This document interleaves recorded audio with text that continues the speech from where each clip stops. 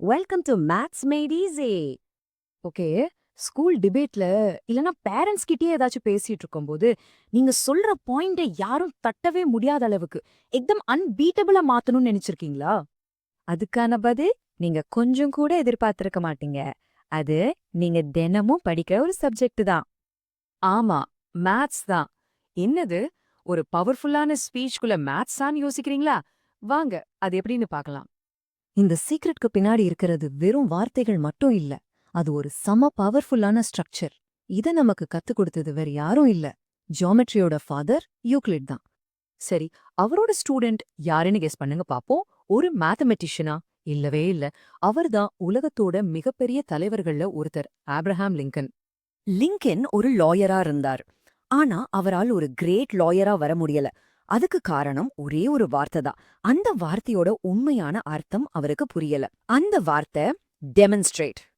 அப்போ இந்த டெமன்ஸ்ட்ரேட் அப்படின்னா என்னன்னு தெரிஞ்சுக்க அவர் என்ன பண்ணார் தெரியுமா?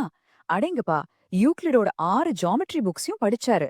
சும்மா இல்ல, டிராவல் பண்ணும்போது கூட கேண்டில் லைட்ல உட்காந்து படிச்சாராம். ஏன்னா ஒரு விஷயத்த எப்படி அசைக்க முடியாத லாஜிக்கோட ப்ரூஃப் பண்றதுன்னு அவர் கத்துக்கிட்டே ஆகணும்னு முடிவு பண்ணிட்டாரு. சரி, இப்போ அந்த அன்பீட்டபிள் ஃபார்முலாவை பார்க்கலாமா? லிங்கன் யூக்ளிட் கிட்ட இருந்து கத்துக்கிட்ட அந்த 6 ஸ்டெப் மெத்தட் தான் இது. ரொம்ப சிம்பிள். ஃபர்ஸ்ட் ஐடியா, அதாவது என்ன சொல்ல போறோம். அடுத்து சிச்சுவேஷன், இப்போ என்ன நடந்துட்டு இருக்கு. அப்புறம் கோல், நம்ம என்னத்தை ப்ரூவ் பண்ணணும். இதுக்கப்புறம் பிளான், அதை எப்படி பண்ணலாம். ரொம்ப முக்கியமா ப்ரூஃப், இதுதான் அதுக்கான எவிடன்ஸ். ஃபைனலா கன்க்ளூஷன், முடிவா என்ன சொல்றோம். பாத்தீங்களா, எந்த ஒரு பவர்ஃபுல்லான ஆர்குமெண்ட்டும் ஒரு மேத் ப்ராப்ளம சால்வ் பண்ற மாதிரி தான். ஸ்டெப் பை ஸ்டெப்பா பில்ட் பண்ணணும். வாங்க, இதுக்கு ஒரு சூப்பரான ரியல் லைஃப் எக்ஸாம்பிள் பார்க்கலாம். லிங்கனோட உலக புகழ்பெற்ற கெட்டிஸ்பர்க் ஸ்பீச் இருக்குல்ல, அதுவே ஒரு மேத் ப்ராப்ளம் மாதிரி தான் ஸ்ட்ரக்சர் செய்யப்பட்டிருக்கு. நம்ப முடியுதா? இத புரிஞ்சுக்க நாம ரெண்டு வார்த்தைகளோட வித்தியாசத்தை தெரிஞ்சுக்கணும்.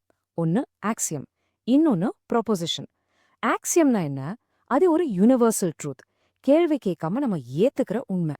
உதாரணத்துக்கு, சூரியன் கிழக்கு உதிக்கும். யாரும் ஏன் எப்படின்னு கேட்க மாட்டோம்.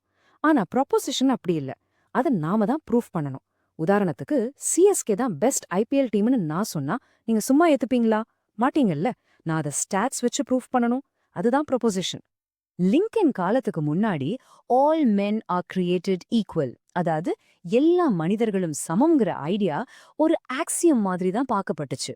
அதாவது இது ஒரு கேள்வி கேட்க முடியாத உண்மை, எல்லாரும் அப்படியே ஏத்துக்கணும்னு நினைச்சாங்க. ஆனா லிங்கன் ஒரு விஷயத்த கவனிச்சாரு. நாடு ரெண்டா பிரிஞ்சு கிடக்கு. எல்லாரும் அந்த ஐடியாவை ஏத்துக்கல. அப்போ இது எப்படி ஒரு ஆக்சியமா இருக்க முடியும்? அதனாலதான் அவரோட கெட்டிஸ்பர்க் அட்ரஸ்ல அவர் ரொம்ப பிரில்லியண்டா ஒரு விஷயத்த மாத்தினாரு. அவர் என்ன பண்ணாருன்னா, இந்த ஈக்குவாலிட்டிங்கிற ஐடியாவை ஒரு ஆக்சியம்ல இருந்து ஒரு ப்ராப்போசிஷனை மாத்திட்டாரு.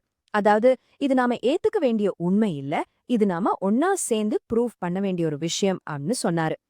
இப்ப அந்த 6 ஸ்டெப்ஸோட கனெக்ட் பண்ணி பாருங்க. ஐடியா என்ன? All men are created equal. Situation என்ன?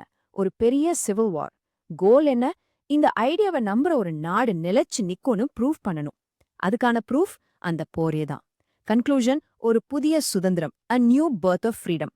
பாத்தீங்களா, எல்லாத்தையும் எப்படி ஒரு மேத்ஸ் ப்ரூஃப் மாதிரி கோர்வையா மாத்திட்டாருன்னு. இதுதான் லிங்கன் எப்படி அமெரிக்காவோட அடிப்படை கொள்கையையே அந்த உள்நாட்டு போரை வச்சு ஒரு அல்டிமேட் மேத் ப்ரூஃப் மாதிரி உலகத்துக்கு முன்னாடி நிரூபிச்சாருங்கிறதுக்கான சாட்சி. சரி, இதெல்லாம் ஹிஸ்டரி. நமக்கு இது எதுக்குன்னு யோசிக்கிறீங்களா? இங்கதான் விஷயமே இருக்கு. இந்த logical step by step thinking தான் உங்களோட சூப்பர் பவர். யோசிச்சு பாருங்க, எக்ஸாம்ல ஒரு பெரிய ஆன்சர் எழுதும்போது இந்த ஸ்ட்ரக்சர்ல எழுதுனா ஃபுல் மார்க்ஸ் வாங்கலாமா? ஸ்கூல் டிபேட்ல பாயிண்டா பேசி ஜெயிக்கலாமா? வீட்ல அப்பா அம்மா கிட்ட புது போன் வேணும்னு கேட்கும்போது சும்மா கேட்காம எதுக்கு வேணும், அதனால என்ன யூஸ்னு ஒரு சாலிட் கேஸ் பில்ட் பண்ணி சொன்னா வாங்கி தருவாங்களா மாட்டாங்களா? கண்டிப்பா. இது சயின்ஸ் ப்ராஜெக்ட்ல இருந்து கோடிங் வரைக்கும் எல்லாத்துக்கும் பிரயோஜனம்.